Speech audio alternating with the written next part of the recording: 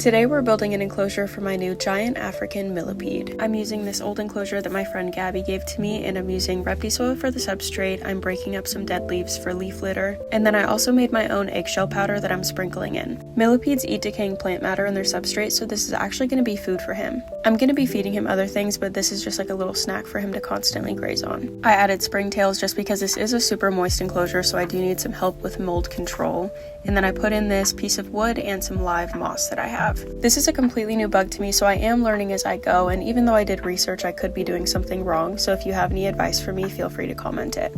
I spritzed the moss just to make sure it's hydrated so it lives, and then I threw in some extra dead leaves. And then the final moment of transferring this little fella into his enclosure. A fun fact about millipedes is they don't actually bite for defense, so when you're handling them like this, you don't have to worry about a bite. Their defense mechanism instead is to roll up into a little ball and secrete hydrogen cyanide. Hydrogen cyanide can irritate your skin a little bit, and if you're allergic, you could have a severe reaction, but for the most part, it's not too much to worry about. I took him back out of the enclosure to measure him to make sure he has enough substrate. Millipedes need substrate about as big as them, and since this enclosure has front opening doors, I had to gradually build up the substrate towards the back of the enclosure. This little guy's about 7 inches long and the substrate's about 7 inches deep, so it's all good, but I'm going to be adding more substrate next time. Thanks for watching!